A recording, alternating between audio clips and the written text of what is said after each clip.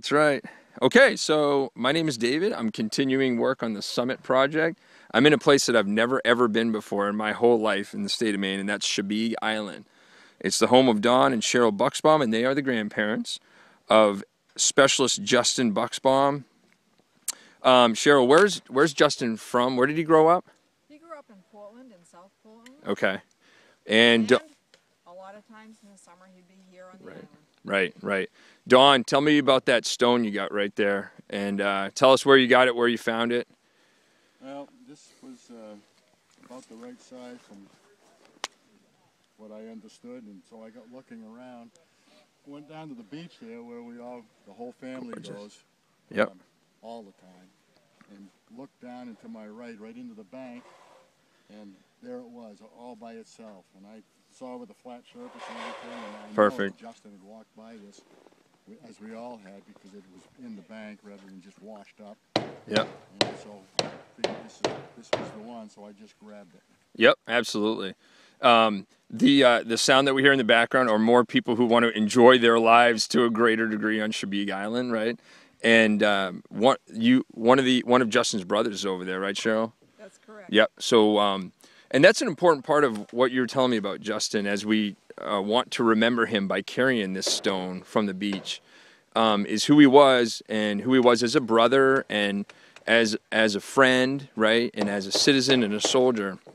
What does it mean, Cheryl? You told me you wouldn't be surprised if he had ended up being a special education teacher.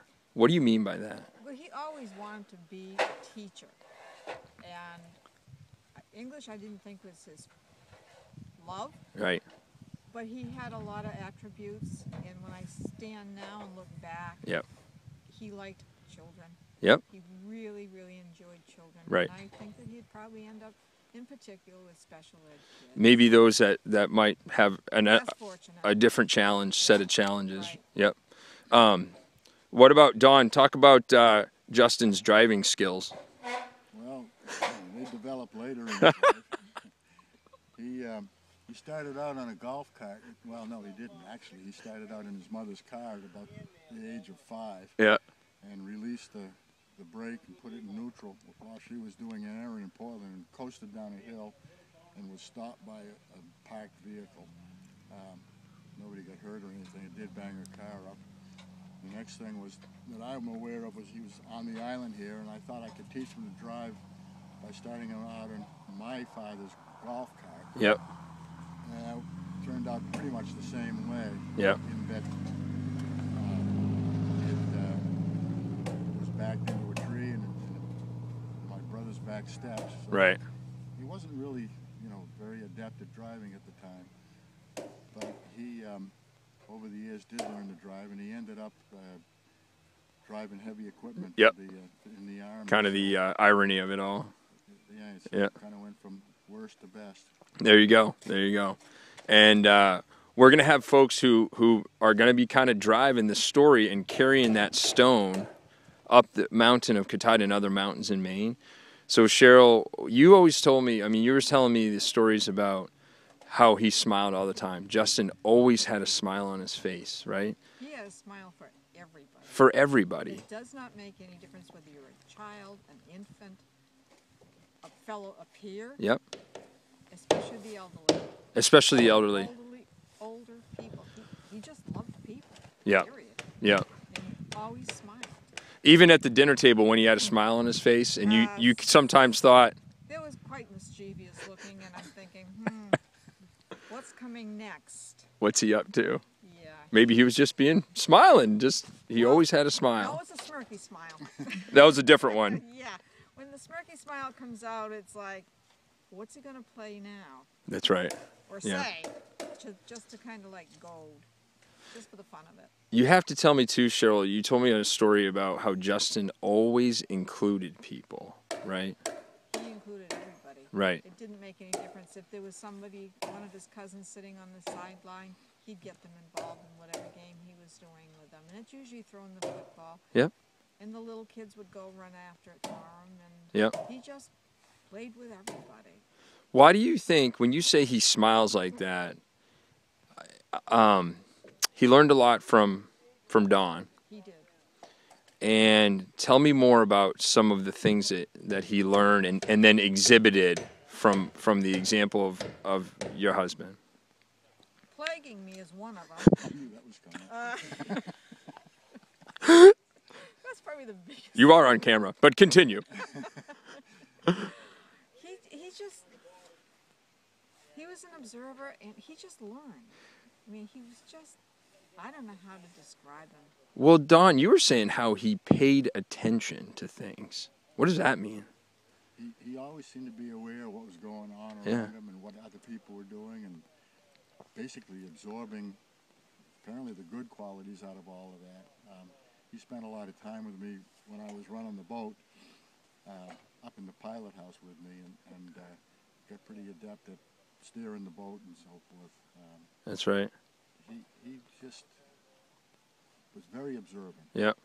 That's right. You were saying, Don, for Justin's entire life, he knew you as a boat captain, Right. running the ferry, Shabig, right? That's correct. Yeah. Yeah.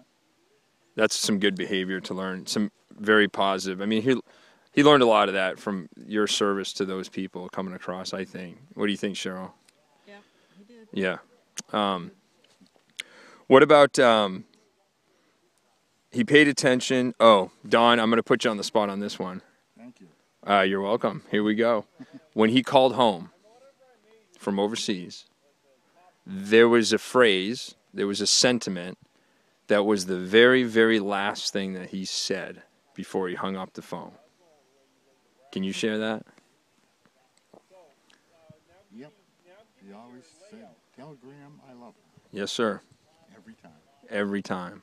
Every time. Never missed a chance. Correct. And I think that's important. Thank you for sharing that. I think that's important because somebody's going to hike that stone and they're going to learn about Justin. Mm-hmm. And part of knowing Justin is knowing how dedicated he was to his family, how much he loved his family, and wanted to communicate that from far away. Tell Graham I love her, right? Yep. Cheryl, that was powerful. What did that mean to you to hear him say? He just said it. All the time he just said it. Yeah. And you don't ever know how much Right. somebody loves you. But he always said to me, love her. Yep.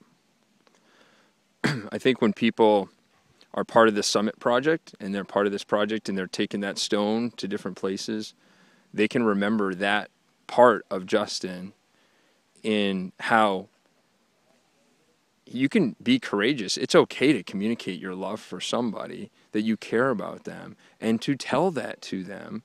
And it means a tremendous amount to hear that on the other end of the phone. And you carry that to this day. I do. You carry that to this day. Because every once in a while he still whispers it Yep. somewhere along the way. A lot of people need to hear that message. So thanks for being brave and courageous, sharing that right now. And I know it is emotional, but other young men, women, boys, right? Husband, they need to tell their mom and grandma that they love them, right? And not miss those opportunities, you know? It's very important. I need to do that. Yep. So I want to wrap up by saying thanks for hosting me over here. Thanks for having me out to Shabig. Yep, I've never been out here. I'm going to come back. The turkey stew was fantastic, turkey soup, and it made me feel at home. I really appreciate, you having us come out. Well, you know the houses. Yeah, And the door's there. and I know who's in charge. Yes, we do. Yes, we do. Anything else, Dawn, on your mind? No, except I do want to thank you for coming out and for what you're doing. I think this is a great project, and Yeah. it's great to be a part of it. Yeah. Thank you. Thank you, sir. Yeah, it's an honor, a privilege. There's a lot more to learn. You know how you said a minute ago, I wonder what he would do in his life. I wonder what he would do in his life.